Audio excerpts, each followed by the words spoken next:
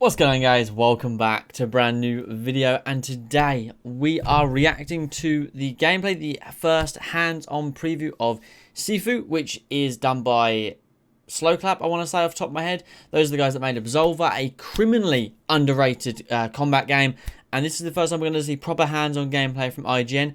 They've done two videos, they've done this, and then they've done trying to beat the club without dying at all, which is the club is a level by the looks of the descriptions that I've read. So we're going to watch it here together. It dropped yesterday, but I'm a huge fan of these games, guys. I really am.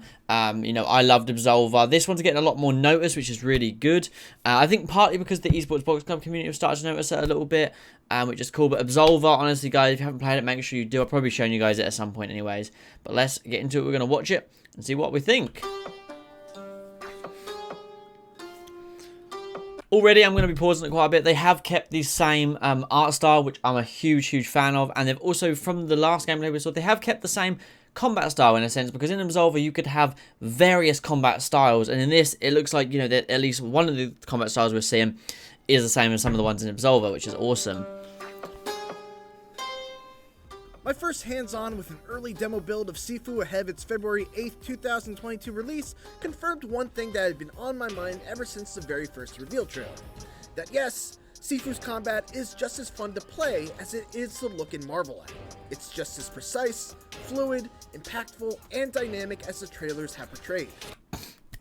From that clip there where you're fighting 4 or 5 people, it seems to be you have a lot more control over your character. In Absolver, it was someone like you always had to lock on to have more control, whereas here it seems like you can just flow and just defend yourself and fight various enemies whenever you see fit, which which is awesome. It's always good to see improvements. Its combat is structured similarly to the Batman Arkham games, Sleeping Dogs, and several other games of that ilk, but it became apparent within just seconds after throwing my first couple punches, kicks, and perfectly timed blocks and counterattacks that there's a certain authenticity to SIFU's Kung Fu that feels unprecedented in this space. So that Y and B thing that he obviously pressed together is some kind of special move you'll have whenever you get a perfect block or something like that. Upper top left, we can see age 21, deaths, obviously 0 at the moment. The yellow bar seems to be maybe some kind of block meter break, because your character also has it when he blocks. So yeah, we'll see.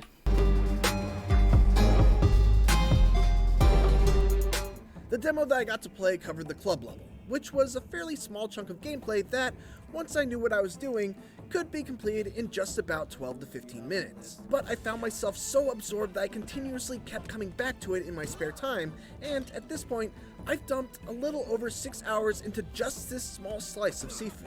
Much of that One thing I saw there, he literally picked that bat up and just threw it, which is cool. So they've still kept the thing in where you can pick up weapons. That was in Absolver too. But it looks like you can just pick them up and throw them, and maybe they're about a bit more. Whereas in Absolver, when you found a weapon, you're really like, oh, I'm going to use this to my advantage to help myself in the future. time was spent learning the ins and outs of SIFU's combat, which definitely has its roots in the Batman Arkham school of that one versus many, strike, counter, takedown style of combat, but from those roots, it sprouts in a completely different direction. For one, SIFU's battles are exceptionally difficult by design. One thing that's annoying me though is he keeps mentioning Arkham and Sleeping Dogs. Why is no one mentioning Absolver? I'm sorry to be that guy, but that is pissing me off to the utmost. Like, notice their first game. You can see the level. When you play Absolver, you can see the absolute massive step up, a massive improvement they've made from that game to this, and that deserves to be recognized. Enemies don't give off warning signs above their head or flash different colors to let you know when they're about to attack. The parry window on most enemy strikes is extremely tight, and they will often parry your own strikes, rarely letting you land more than 2 to 3 hits in quick succession without stunning them first. Enemies are so tough because you're expected to die several times in any given run of SIFU. In fact, dying is actually one of the main ways you become stronger. When you lose all your health, your death counter will increase by 1, and you'll be able to spend your earned EXP on new moves and upgrades. You'll then be able to revive right where you keeled over and get back into the fight. But revival comes at a cost: time. When you revive, you'll actually age up by whatever your death counter is at. So if your death counter is at 5, and you're 37 years old, when you revive, you'll suddenly be 42. The next time you die, you'll be 48, then 55, and so on. Defeating certain tough enemies will allow you to reduce your death counter, but you can't turn back the clock.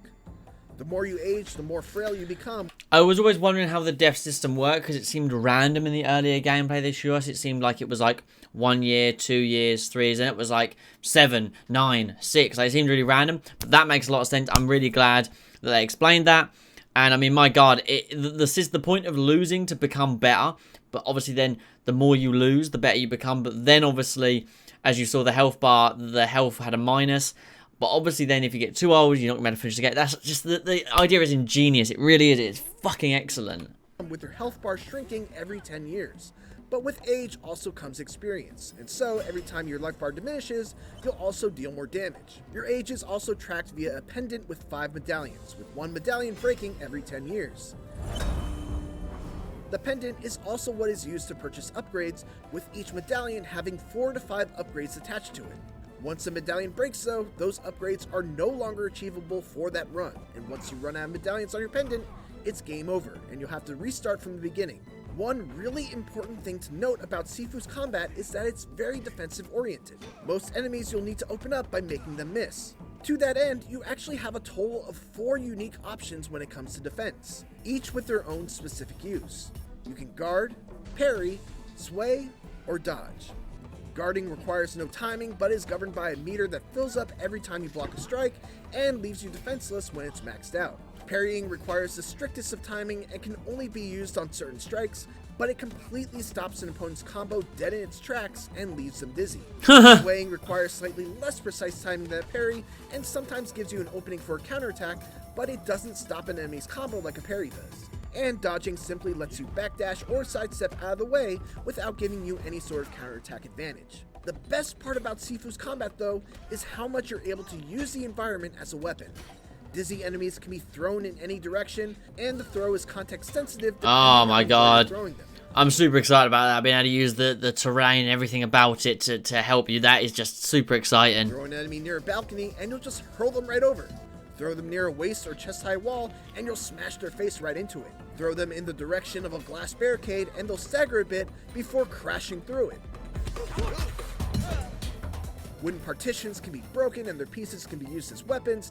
Ottomans can be slid across the ground to knock bad guys off their feet. Bottles can be picked up from off the ground and kicked into a thug's face repeatedly. And you can smoothly scale walls or hop over to get the jump on a foe. Smooth is the key word here.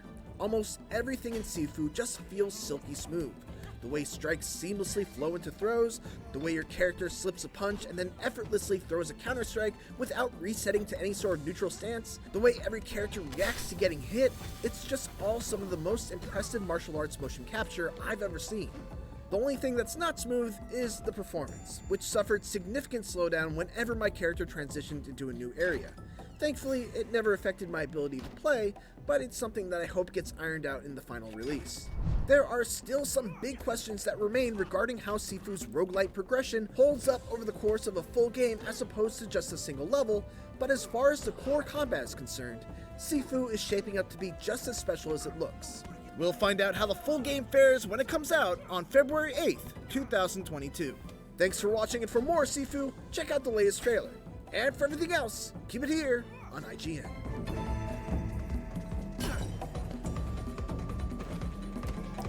That is...